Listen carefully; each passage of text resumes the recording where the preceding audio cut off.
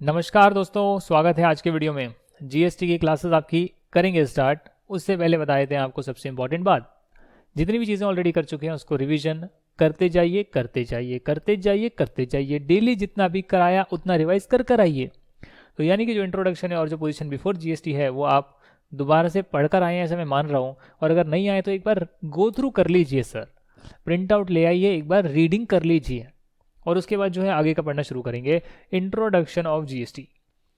कई सारे टैक्सेस को मर्ज कर जीएसटी बनाया है और वो कौन से टैक्सेस थे वो आपने अपने स्टडी मटेरियल में ज़रूर देखे होंगे। ये मैंने होमवर्क भी दिया था पिछली क्लास में। नहीं देखे तो वीडियो पॉज करिए, बैक आइए, अपनी बुक खोलिए और उसमें देखिए कौन कौन से ऐसे टैक्सेस थे जिनको मर्ज कर जीएसटी में लाया गया है। अब बात करते हैं जीएसटी की, गुड्स एंड सर्विसेज टैक्स, यानी जो सभी टैक्स की जगह पर जीएसटी आ गया है उसकी हम बात कर रहे हैं। जीएसटी लाने के लिए कॉन्स्टिट्यूशन में अमेंडमेंट करनी पड़ी और कॉन्स्टिट्यूशन के जो अमेंडमेंट था वो 101st कॉन्स्टिट्यूशनल अमेंडमेंट था। जब पहली बार अमेंडमेंट आई तो फर्स्ट अमेंडमेंट थी, जब सेकेंड बार आई तो सेकेंड थी। ऐसे कर 101st अमेंडमेंट में जीएसटी के लिए कानून बदले गए। ये 2016 में करा गया to integrate excise duty, service tax, VAT and other state specific taxes, सबको मर्ज कर जो है जीएसटी को इंट्रोड्यूस करा गया। इंट्रोड्यूस करने से पहले जो है आर्टिकल्स जो हमारे कॉन्स्टिट्यूशन में दे रखे होते हैं, कॉन्स्टिट्यूशन ऑफ इंडिया में, उन आर्टिकल्स में कुछ बदलाव करे गए। उनकी लिस्ट नीचे गिवन है जो आपको याद वैसे करने की ज़रूरत नहीं है, पर अगर आप फिर भी इसको 2-3 बार पढ़कर याद करते हैं तो आपको एक अच्छा लगेगा कि चलो हमें पता तो है कि हमारा जो संविधान है उसके कौन से आर्टिकल में क्या बात लिखी है, जिससे कि पावर निकल कर आई है जीएसटी को लाने के लिए। इसके जो आर्टिकल्स हैं उसमें आर्टिकल 246A है 1। आपका आर्टिकल 246A बोलता है, डेफिनेटली सब आर्टिकल बोल सकते हो, पैरा 1 बोल सकते हो 246A का। ये कहता है कि parliament will have the power to make laws on GST imposed by the union. Union का मतलब सेंटर, यूनियन का मतलब सेंटर। तो जो सेंटर जीएसटी लगाएगा, सेंट्रल गवर्नमेंट जीएसटी लगाएगी, उसका कानून पार्लियामेंट बनाएगा। और जो स्टेट लेजिस्लेचर होंगे उनके पास पावर होगी लॉ बनाने की in respect of the GST which will be imposed by the states. तो जो स्टेट गवर्नमेंट जो जीएसटी लगाएगी उसकी लॉ बनाने की पावर रहेगी स्टेट लेजिस्लेचर के पास। तो यानी कि यूनियन और स्टेट, यूनियन और स्टेट, यूनियन और स्टेट, यूनियन और स्टेट। इसका मतलब कि दोनों लोग जो है जीएसटी लगा सकते हैं। और इसका दूसरे शब्दों में अर्थ है कि हमारे यहाँ पर डुअल जीएसटी का स्ट्रक्चर है। सेंट्रल जीएसटी भी है, स्टेट जीएसटी भी है, और जहाँ पर स्टेट नहीं है, यूनियन टेरिटरी है, वहाँ पर यूनियन टेरिटरी जीएसटी भी है। इसका मतलब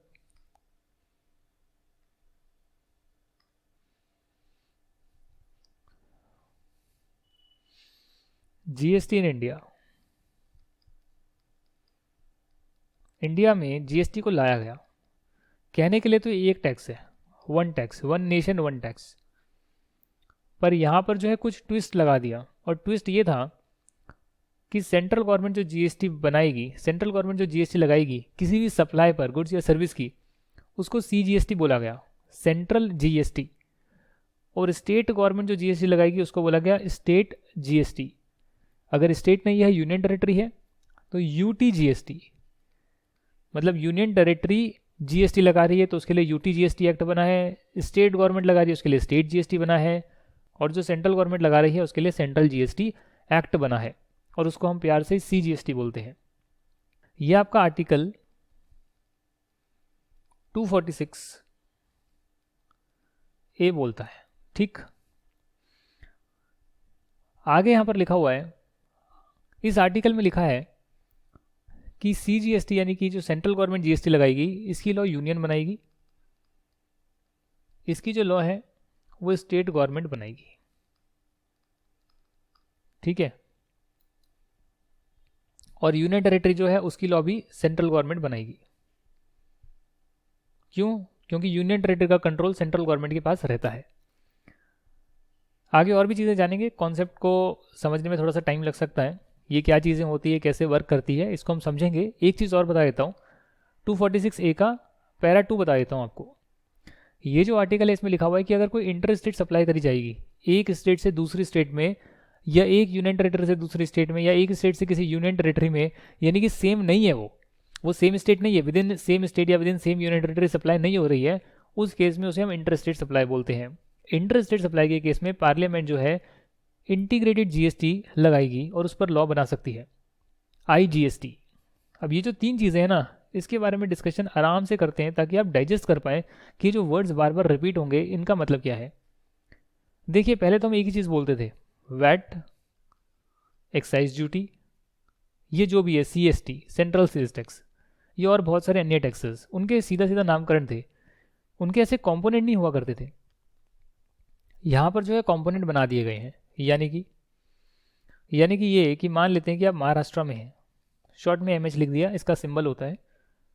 महाराष्ट्र में आप सेल करते हैं मुंबई से पुणे, तो यहाँ पर जो है आपने सेम स्टेट में सेल करी है, सप्लाई करी है, ठीक।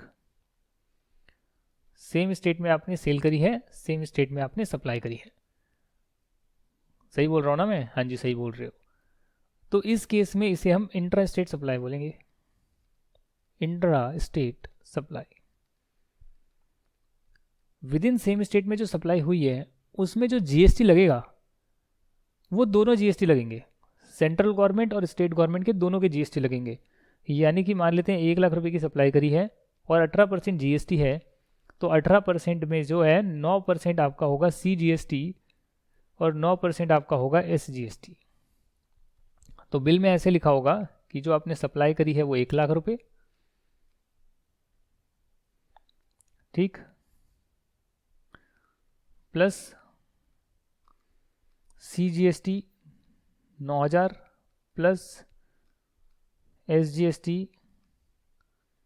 9,000, तो ये हो गया 1,18,000।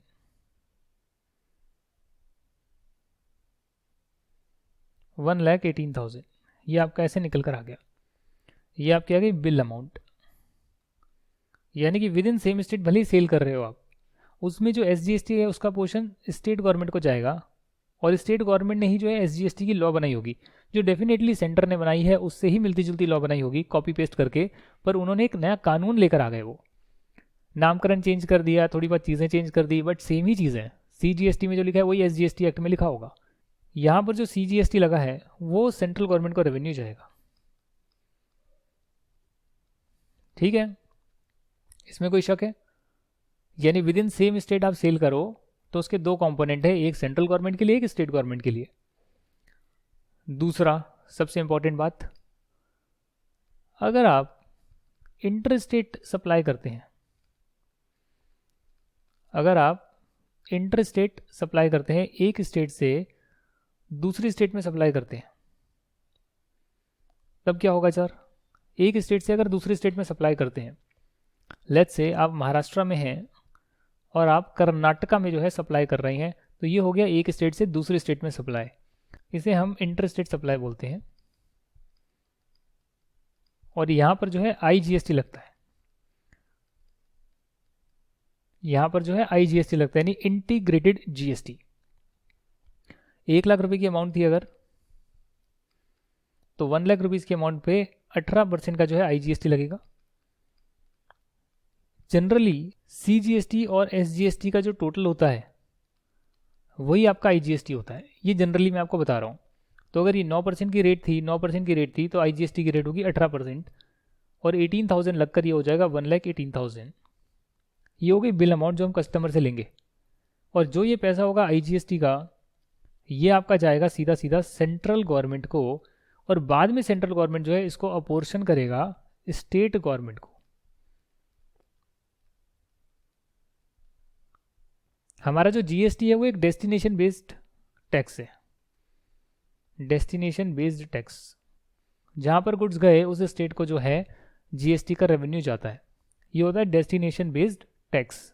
तो एक बार तो सेंट्रल गवर्नमेंट को चले गया, बट बाद में सेंट्रल गवर्नमेंट जो है इसको आगे दे सकती है, स्टेट गवर्नमेंट को जो है पैसा दे सकती है, और वो बाद में अपोर्शन करेगी भी। तो यहाँ पर जो है मैकेनिज्म होता है इंट्रा स्टेट का और इंटर स्टेट का। मतलब टैक्स कहने के लिए तो सिर्फ जीएसटी है कि जीएसटी लग रहा है, पर उसमें भी सब कंपोनेंट्स हैं। दैट मीन्स कि आप अगर अपने आसपास जाकर, आपका ये होमवर्क है, किसी मॉल से सामान खरीदिएगा, या आज आपका होमवर्क मैं दे रहा हूँ, कोई भी मॉल में जाइएगा और 5 रुपये 10 रुपये का सामान जहाँ पर बिल मिलता है वहाँ पर जो है आप सामान खरीद कर आइएगा। उस बिल में ना जीएसटी लिखा होगा, तो वो नॉर्मल जीएसटी नहीं लिखा होगा, उसमें CGST और SGST लिखा होगा, रेट लिखी होगी और टैक्स लगाकर आपको बिल दिया होगा। तो वो मॉल से आपको बिल लेकर आना है। छोटा सा सामान लाइएगा, 10 रुपये 20 रुपये का ले आइएगा, पर वो बिल आपको लेकर आना ही आपका होमवर्क है। और उसमें आप देखेंगे कैसे बिल में जो है चीज़ें लिखी होती है और उसमें GST को कैसे आपने लिखा होता है। वहीं पर अगर आप किसी दूसरी स्टेट से परचेज़ करते हैं और आपके पास सप्लाई होती है किसी दूसरी स्टेट से, तो वहाँ पर वो IGST लगाकर आपको देगा।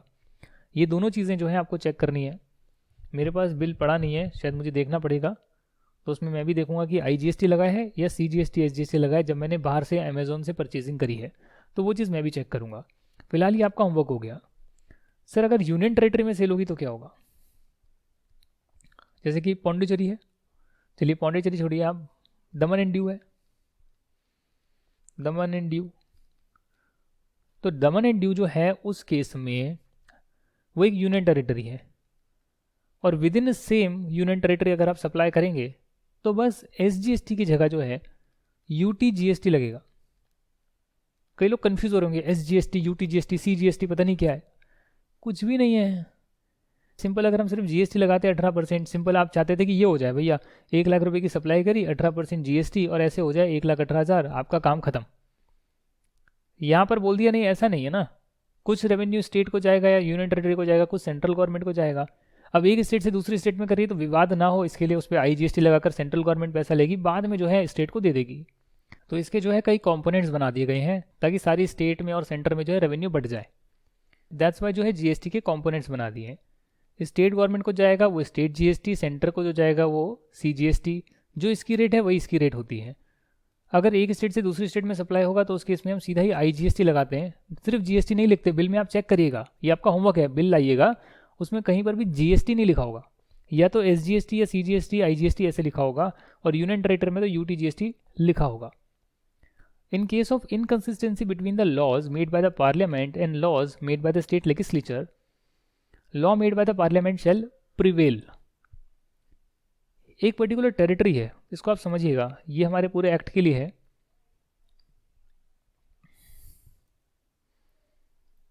ये हमारा पूरा एक्ट है मान लेते हैं, मतलब इंडिया है ये, मैं एक्ट नहीं बोल रहा, ये पूरा इंडिया है यार। अब इंडिया में जो है पूरी जो टेरिटरी है ना, इस पे सेंटर का तो अधिकार है ही, इस पे सेंटर का तो अधिकार है ही, कैसे भी लिखना चाहो लिख सकते हो। और ये छोटे छोटे जो टुकड़े बने हुए हैं यहाँ पर ऐसे ऐसे, तो यहाँ पर जो स्टेट है उसका भी अधिकार है। दैट मीन्स कि जो ये वाला पोर्शन हो गया, ये आपका हो गया आंध्र प्रदेश। लेट्स से आंध्र प्रदेश पर आंध्र प्रदेश वाली गवर्नमेंट का तो हक है, प्लस जो पूरा सेंटर है उस सेंटर का भी इस टेरिटरी पे हक है, क्योंकि उसका तो पूरे इंडिया पर हक है। दैट्स वाई जब पूरे इंडिया के लिए लॉ बनानी होती है तो वो सेंट्रल गवर्नमेंट बनाती है, स्टेट के लिए बनानी होती है तो वो स्टेट गवर्नमेंट बनाती है। पर यहाँ पर एक ट्विस्ट और है। ट्विस्ट ये है कि सेंटर चाहे तो किसी पार्ट ऑफ द इंडिया के लिए भी लॉ बना सकती है, और स्टेट चाहे तो स्टेट अपनी पूरी स्टेट के किसी छोटे से पार्ट के लिए भी लॉ बना सकती है, सेपरेट एक्ट बना सकती है कि सिर्फ इस एरिया के लिए अलग एक्ट बन रहा है। समझ रहे हैं? तो जहाँ पर एरिया कॉमन आता है, जहाँ पर सेंटर भी बना सकती है और स्टेट गवर्नमेंट तो अपनी स्टेट के लिए बना ही सकती है, उस पर दोनों ने लॉ बना दिए। और दोनों ने अगर लॉ बना दिए और वहाँ पर कन्फ्लिक्ट आ गया, अगर कभी भी इनकन्सिस्टेंसी आएगी तो जो पार्लियामेंट ने लॉ बनाई है वही प्रिवेल करेगी। ये स्टैंडर्ड रूल आपको पता होना चाहिए। क्या आपको GST के बारे में कुछ आइडिया लग गया? गुड्स की सप्लाई करो, सर्विसेज करो, मैन्युफैक्चर करो, कुछ भी करो, लगेगा तो GST, पर उसके कॉम्पोनेंट्स हैं, और कॉम्पोनेंट्स जो है उस पर कौन कौन लॉ बना सकता है वो भी मैंने आपको करवा दिया है। अब बात करते हैं कुछ और इंपॉर्टेंट आर्टिकल्स के बारे में। Article 366(12)(a), alcoholic liquor for human consumption is kept outside the purview of GST, जिसमें कि alcoholic liquor for human consumption को outside the purview of GST रखा गया। ये जो दारू पीने वाली दारू होती है ना, ये हर स्टेट में इसका कंजम्पशन लेवल अलग है, हर स्टेट में जो इस पर रेट लगनी चाहिए वो भी अलग है। दैट्स वाई इसको कॉमन GST के परव्यू से अलग रखा गया है। इस पर पुराने वाले टैक्सेस ही लगेंगे। कहीं आप ये समझ लें कि GST के परव्यू से बाहर रखा गया तो इस पर कोई टैक्स नहीं है। गवर्नमेंट इनकरेज नहीं करना चाहती है दारू को, टबैको प्रोडक्ट्स को, एटसेट्रा को, दारू को प्रमोट नहीं करना चाहती, बल्कि हर स्टेट के हिसाब से जो उसका कंजम्पशन लेवल है उसके हिसाब से उन्हें पावर दी है कि आप अपने टैक्सेस लगा सकते हो जो पहले से लग रहे थे, इसको अभी GST में नहीं लेकर आते हैं। तो यानी कि जो स्टेट का एक्साइज है, एक होता है सेंटर का एक्साइज मैन्युफैक्चरिंग पर लगता है, एक स्टेट का एक्साइज भी होता है जो कुछ कॉमोडिटीज़ पर पहले लगता था, वो अल्कोहलिक लिकर पर भी पहले लगता था, क्योंकि हर स्टेट का कंजम्पशन लेवल अलग है। तो स्टेट का एक्साइज एक्ट अभी भी इन पे लगेगा। अगर ये उसके बाद सेल करेंगे तो उसके बाद भी जो है, सेल करने के बाद भी जो है इस पर वैट और सीएसटी लगेगा। विद इन सेम स्टेट तो वैट लगेगा, और अगर किसी और स्टेट में बेचेंगे तो सेंट्रल सेल्स टैक्स लगेगा। जो पहले मैकेनिज्म मैंने आपको समझाया वही इस पर लगते रहेगा। जिन लोगों ने पहले का मैकेनिज्म नहीं समझा या कहीं और से पढ़ रहे हैं, उन्हें पता ही नहीं होगा कि ये सब चीज़ें क्या होती है। पर मैंने आपको इंट्रोडक्शन में जीएसटी से पहले की चीज़ें जो है अच्छे से समझाई है, तो आपको पता है कि वैट या सीएसटी क्या चीज़ें होती है, वैल्यू एडिड टैक्स और सेंट्रल सेल्स टैक्स क्या होता है। क्योंकि इसकी कंजम्पशन स्टेट पे डिपेंड करती है, इसके लिए ओल्ड इनडायरेक्ट टैक्सेस में इसको रखा गया है, जिसमें स्टेट के पास पावर है इन पर इनडायरेक्ट टैक्सेस लगाने की। अगला आर्टिकल जो आपका है वो है 279A। 279A जो आर्टिकल के नंबर है, अगर आप ये याद करेंगे तो आपको अच्छा लगेगा कि एटलीस्ट आपको कुछ चीज़ें मालूम है। दोस्तों, ये जो थ्योरी सब्जेक्ट होते हैं इसमें रिटेंशन पावर आपकी बहुत ज़्यादा होनी चाहिए। तो जितनी बार पढ़ेंगे और रिटेन करेंगे ना, उतने ज़्यादा नंबर स्कोर कर पाएंगे। हम कितना ही कह लें कि समझना है समझना है समझना है, बट एट दी एंड अगर आर्टिकल नंबर याद है, उसके अंदर की बातें याद है, तभी तो लिख पाओगे। अदरवाइज क्या होगा? अदरवाइज फंस जाओगे कि हमने तो समझा था। अरे समझने से काम नहीं चलता, समझने के साथ रिटेन भी करना पड़ता है। उसके लिए मेमोरी पावर आपको शार्प करनी पड़ेगी, बार बार चीज़ें पढ़नी पड़ेगी। आर्टिकल 279A पैरा 5 बोलता है, on following products GST will be levied when notified by GST council. GST will be levied when notified by GST council. That means कि इन पर जीएसटी तो लगेगा, जो प्रोडक्ट्स की मैं बात कर रहा हूँ, पर कब लगेगा? जब जीएसटी काउंसिल बताएगी। अभी जीएसटी काउंसिल ने नहीं बताया। हालांकि रिसेंटली पेट्रोल को लाने की बात चल रही थी। पेट्रोलियम प्रोडक्ट को जो है जीएसटी के दायरे से बाहर रखा गया है। Natural gas, high speed diesel यानी कि डीजल, मोटर स्पिरिट यानी कि पेट्रोल, एविएशन टर्बाइन फ्यूल, देखो हर टाइप के फ्यूल हैं। अब एविएशन अगर आप एयरवेज में जा रहे हैं उसके लिए फ्यूल आता है, या पेट्रोलियम क्रूड है, नेचुरल गैस है, सीएनजी भी एक तरह की गैस होती है, तो उसमें वो नेचुरल गैस में आ गया, हाई स्पीड डीजल आ गया। तो ये सारी जो चीज़ें होती है, इनको आपने जीएसटी के परव्यू से बाहर रखा है। इस पर अभी भी पुराने टैक्सेस लगते होंगे, जीएसटी इन पर नहीं लगता है। ये सेम बात जो है सीजीएसटी एक्ट में लिखी हुई है, उसके सेक्शन नंबर 9 में लिखी है। जो बात आर्टिकल 279A में लिखी है, सेम डिट्टो सीजीएसटी एक्ट में भी लिखी हुई है। हम लोग जो है सीजीएसटी एक्ट और आईजीएसटी एक्ट पढ़ेंगे, एसजीएसटी एक्ट हम नहीं पढ़ेंगे, वो हर स्टेट का अलग है। बातें सब एक्ट में सेम ही लिखी हुई है। अगर सेंट्रल गवर्नमेंट कह रही है मुझे एक पर्टिकुलर चीज़ पर जीएसटी लगाना है, तो स्टेट गवर्नमेंट भी बोलेगी ना मुझे इस पर्टिकुलर चीज़ पर जीएसटी लगाना है। तो यानी कि चीज़ें सेम है, अलग अलग एक्ट बने हुए हैं। तो इन चीज़ों में जो है जैसा पहले टैक्सेस लगते थे वैसे ही लगते रहेंगे। जैसे कि एक्साइज ड्यूटी लगती रहेगी जो सेंट्रल गवर्नमेंट लगाती थी, और स्टेट टैक्सेस लगते रहेंगे जो स्टेट गवर्नमेंट लगाती थी। जो टबैको है, टबैको प्रोडक्ट्स हैं, नार्कोटिक ड्रग्स हैं, इन लोगों को तो बोला, इस पर तो बोला कि इस पर तो एक्साइज ड्यूटी भी लगेगी और जीएसटी भी लगेगा, क्योंकि ये अच्छी चीज़ें नहीं है, गलत चीज़ें हैं। तो एक्साइज ड्यूटी भी लगती रहेगी और साथ में जीएसटी जो आया है वो भी लगता रहेगा। तो ये डबल टैक्सेशन हो गया। जीएसटी के आने से डेफिनेटली डबल टैक्सेशन हटना चाहिए था, कास्केडिंग इफेक्ट हटना चाहिए था, पर कुछ आइटम्स की बात करी जा रही है, बाकी सब पर तो जीएसटी है ना सर। सिर्फ alcoholic liquor for human consumption को हटाया गया है, जिस पर पहले वाले टैक्सेस लगेंगे, स्टेट लगाएगी अपने आप। उसके बाद जो बाकी के और जो कुछ आइटम्स हैं, फ्यूल वगैरह है, टर्बाइन फ्यूल वगैरह है, स्प्रिट डीजल, पेट्रोल है, क्रूड है और आपका नेचुरल गैस है, इन सब पर जो है पुराने टैक्सेस ही लगेंगे। और जो टबैको प्रोडक्ट्स हैं, नार्कोटिक ड्रग्स हैं, नशे वाले पदार्थ हैं, उन पर एक्साइज भी लगेगा और जीएसटी भी लगेगा, क्योंकि अच्छी चीज़ें नहीं हैं। तो ये थोड़ी सी अगर चीज़ें आप याद कर लेंगे तो बाकी सारी चीज़ों के लिए तो जीएसटी ही है और कुछ नहीं है। कोई एक्साइज, कोई वैट, कोई सीएसटी, ऐसा कोई टैक्स नहीं है, सिर्फ जीएसटी है। यहाँ पर बात करेंगे other articles of our constitution.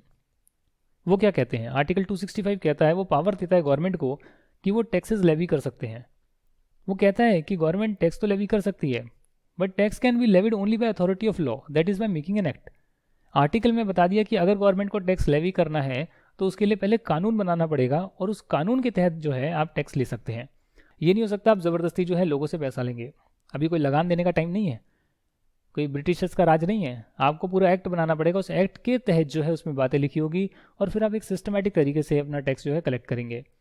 Article 246 कहता है कि सेंट्रल गवर्नमेंट और स्टेट गवर्नमेंट दोनों के पास अथॉरिटी है लॉ बनाने की। तभी हम देखते हैं कि एसजीएसटी है, ये स्टेट के कुछ लॉज होते हैं, सीजीएसटी है अपनी जीएसटी में, तो सेंटर के कुछ एक्ट हैं, और इसके अलावा भी सेंटर के कई कानून हैं और स्टेट के कई कानून हैं। वो इसीलिए है ना क्योंकि दोनों के पास पावर है अपने अपने एक्ट बनाने की, और जहाँ पर कन्फ्लिक्ट आता है वहाँ डेफिनेटली सेंटर का एक्ट जो है प्रिवेल करता है। आर्टिकल 245 में लिखा है parliament can make laws applicable for whole or any part of India and state government can make law applicable for whole or any part of the state. ये मैं आपके साथ डिस्कस कर चुका जब मैंने इंडिया का मैप बनाया था कि भले ही सेंट्रल गवर्नमेंट पूरे इंडिया के लिए एक्ट बनाती है पर इसके किसी पार्ट के लिए भी बनाना हो तो बना सकती है, और भले स्टेट गवर्नमेंट पूरी स्टेट के लिए अपना एक्ट बना सकती है कोई, पर अगर वो किसी पार्ट के लिए बनाना चाहे, पार्ट ऑफ द स्टेट के लिए कोई एक्ट बनाना चाहे तो वो भी बना सकती है। अच्छा सर, आगे बात करेंगे what is GST council. Article 279A, GST council क्या है और goods and service tax compensation act क्या है, ये सब चीज़ें जो है मैं आपके साथ डिस्कस करता हूँ ताकि नेक्स्ट क्लास से जो है हम जीएसटी को एक्चुअली में पढ़ना जो है शुरू कर पाएँ। दोस्तों जीएसटी काउंसिल जो है एक काउंसिल बनाई गई, जैसे हमने बताया था कि इन प्रोडक्ट्स पे जो है तब जीएसटी लगेगा जब जीएसटी काउंसिल बताएगी, राइट। तो उसके लिए काउंसिल बनाई गई, नहीं सब लोगों का एक गठन बनाया गया जिसमें 33 मेंबर्स हैं, और ये बॉडी जो है हमारे प्रेसिडेंट ऑफ इंडिया कॉन्स्टिट्यूट करते हैं। इन 33 मेंबर्स में कौन लोग आएंगे, इसमें सेंटर के जो यूनियन फाइनेंस मिनिस्टर हैं, यूनियन के फाइनेंस मिनिस्टर वो आएंगे, और सभी स्टेट के जो फाइनेंस मिनिस्टर हैं वो आएंगे। यूनियन फाइनेंस मिनिस्टर जो है वो चेयरमैन भी रहेंगे काउंसिल के। जैसे काउंसिल होती है ना, एक मीटिंग हो रही है, एक जीएसटी की मीटिंग करने के लिए काउंसिल बनाई है। इस काउंसिल में कौन कौन लोग आएंगे, इसमें टोटल 33 लोग होंगे, जिसमें एक हमारे फाइनेंस मिनिस्टर होंगे जो इस पर्टिकुलर काउंसिल के चेयरपर्सन भी होंगे। हर स्टेट के फाइनेंस मिनिस्टर भी यहाँ पर प्रेजेंट होंगे और टोटल 33 लोग होंगे। कोई भी चीज़ पास करनी होगी तो सब लोग मिलकर पास करेंगे। यहाँ पर काउंसिल में, जीएसटी काउंसिल में डिस्कशन होगा और उसके बाद जो है वो चीज़ें जो है नोटिफिकेशन के माध्यम से लोगों तक पहुँचाई जाएगी। यानी कि कोई भी नोटिफिकेशन जब आती है, आप चेक करिएगा गूगल पे, जो भी लेटेस्ट जीएसटी की नोटिफिकेशन आ रही होगी उससे पहले जीएसटी काउंसिल की मीटिंग होती है। तो आप गूगल पे टाइप करिएगा, आपका एक और होमवर्क है जीएसटी काउंसिल लेटेस्ट मीटिंग, तो आपको पता लगेगा कौन से नंबर वाली मीटिंग अभी हुई है, ये कौन सी अभी होने वाली है, उसके बारे में आपको जानकारी मिलेगी।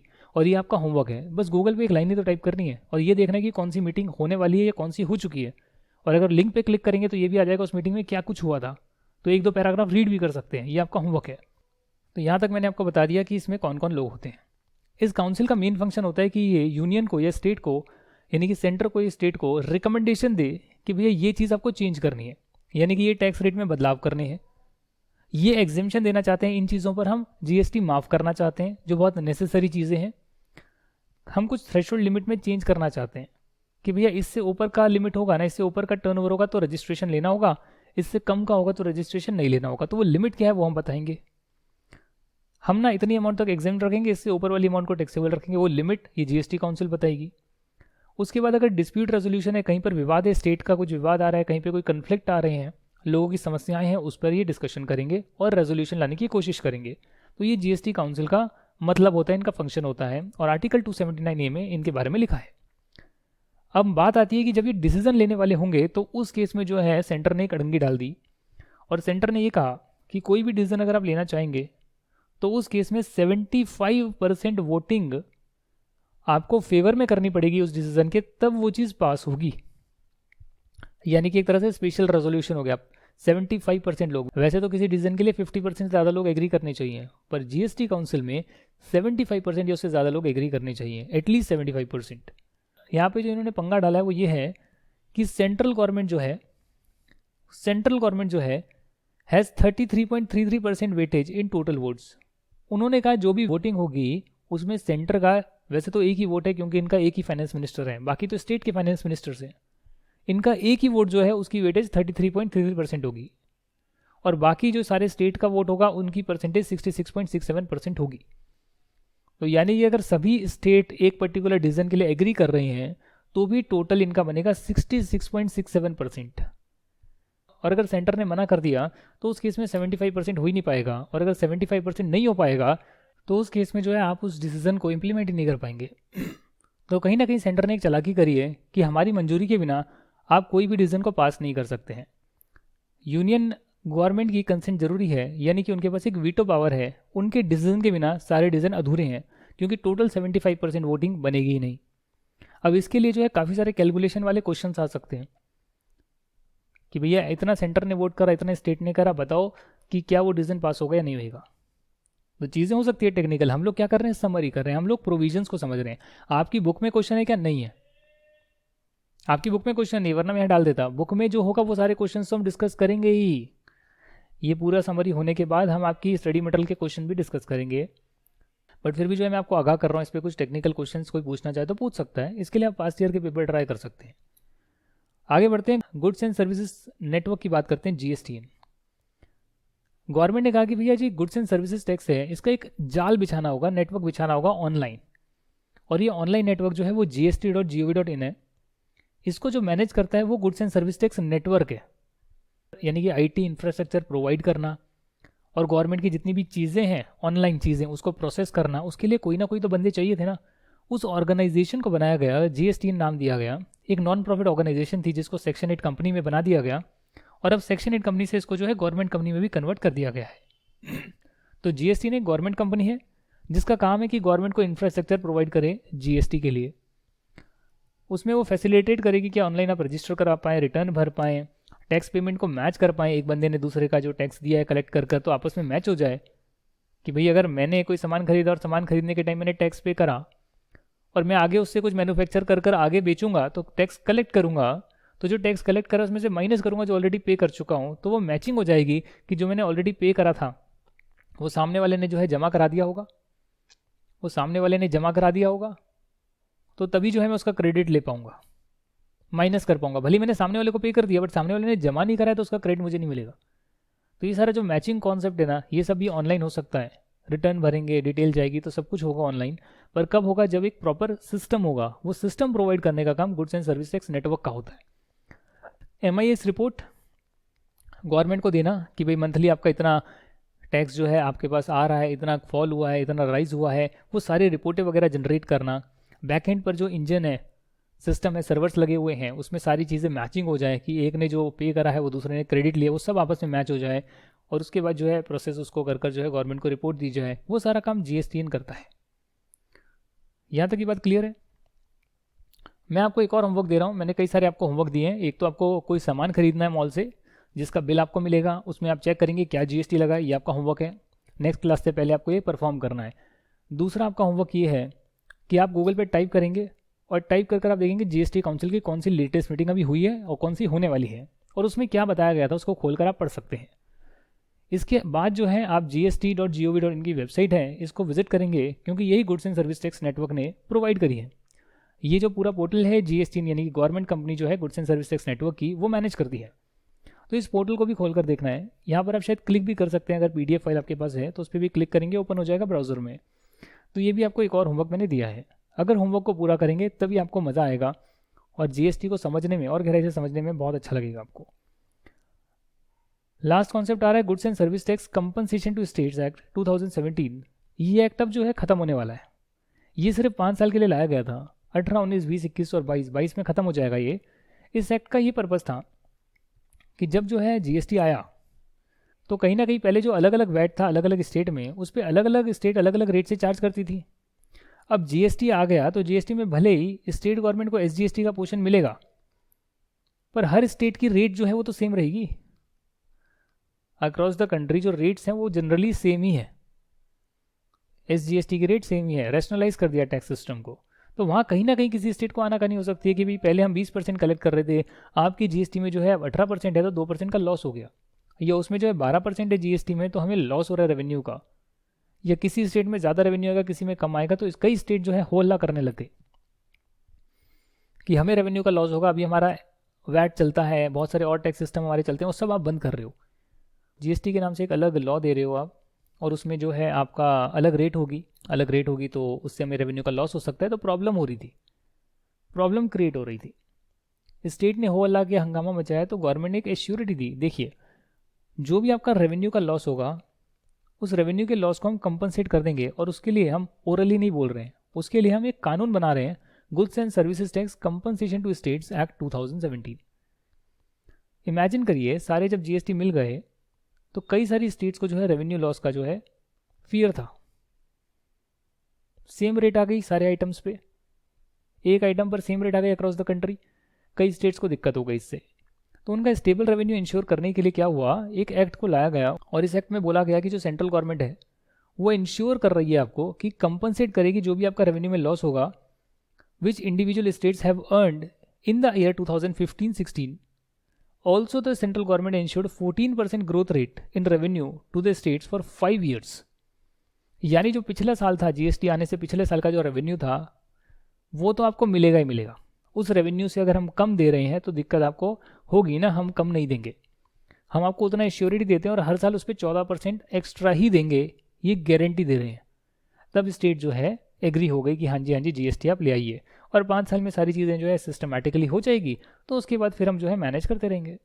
तो ये 5 साल के लिए एक्ट को लाया गया कंपनसेट करने के लिए कि भैया स्टेट को कंपनसेट करना है, हम कई रेट्स को कम भी करेंगे, हम लोगों को बेनिफिट भी देंगे ताकि वो भी खुश हो, अच्छा जीएसटी आ रहा है तो रेवेन्यू लॉस तो होगा कहीं ना कहीं। अब उसको कंपनसेट करने के लिए जो है गवर्नमेंट ने एक और कंपनसेशन सेस लगा दिया कुछ आइटम्स पे, यानी जो सिगरेट है, सिगार है, हुक्का, पान मसाला, टबैको प्रोडक्ट, एरेटेड वाटर जिसमें कि एसिड भरा होता है, कोको कोला टाइप, लिग्नाइट, कोल, मोटर व्हीकल्स, इन पर लगा दिया कंपनसेशन सेस। इन वर्ड्स को आप याद कर लीजिएगा। तो ये सारे प्रोडक्ट जो है आपको याद होने चाहिए, गंदे वाले प्रोडक्ट हैं, अच्छे वाले प्रोडक्ट नहीं है। और यहाँ पर जो है कंपनसेशन सेस लगेगा। स्मॉल कार्स पर 1% है, मिड साइज पर 3%, लग्जरी पर 22%। रेट याद करने की आपको ज़रूरत नहीं है। इवन मोटरसाइकिल जो है 350 सीसी से ज़्यादा की मोटर बाइक कह लो, उस पर 3%। ये रेट आपको याद करने की ज़रूरत नहीं है, सिर्फ ये समझना है कि एक अतिरिक्त सेस लगा दिया कुछ आइटम्स पे, ताकि इससे जो पैसा आए उस पैसे को हम यूज़ करें स्टेट्स को कंपनसेट करने के लिए अगले 5 साल के लिए। ये जो प्रोसीड है इससे आप स्टेट को कंपनसेट करेंगे ताकि उनको जो शॉर्टफॉल है वो मीट हो जाए, और साथ में जो अनयूटिलाइज फंड अगर रह जाएगा 5वें साल के एंड में, उसमें 50% तो सेंट्रल गवर्नमेंट अपने पास रख लेगी, और बाकी जो 50% बचेगा, मान लेते हैं 1 लाख करोड़ का रेवेन्यू बच गया, 1 लाख करोड़ यहाँ पर इनके पास है। अब 1 लाख करोड़ जो है उसमें से 50,000 करोड़ सेंट्रल गवर्नमेंट रख लेगी, और बाकी जो 50,000 करोड़ हैं वो सभी स्टेट्स में उनके रेवेन्यू के प्रोपोर्शन में जो उस टाइम एग्जिस्ट करता होगा उसमें बांट देगी, उस रेशो में बांट देगी। यानी करते हैं ना 5:2:3:2, ऐसे 2 लगते हैं, 32:2 लगेंगे, मतलब जितनी भी स्टेट होगी उतने 2 लगेंगे, और उस रेशो में जो बाकी का 50,000 करोड़ जो है बढ़ जाएगा। जीएसटी के बेनिफिट मैं आपको ऑलरेडी करा चुका हूँ दोस्तों पिछली क्लास में, और नेक्स्ट क्लास से जो है हम एक्चुअली में जीएसटी को जो है पढ़ना शुरू करेंगे, इसके प्रैक्टिकल एग्जाम्पल्स भी करेंगे और बेस आपका और स्ट्रॉन्ग करेंगे। इंट्रोडक्शन में लगभग सारी बातें करी हुई है, इसके लिए इसको टाइम देना जरूरी है, और एक एक चीज़ का जो मैं होमवर्क बता रहा हूँ या जो भी चीज़ें मैं समझा रहा हूँ उसको दोबारा से रिवाइज करना बहुत ज़रूरी है।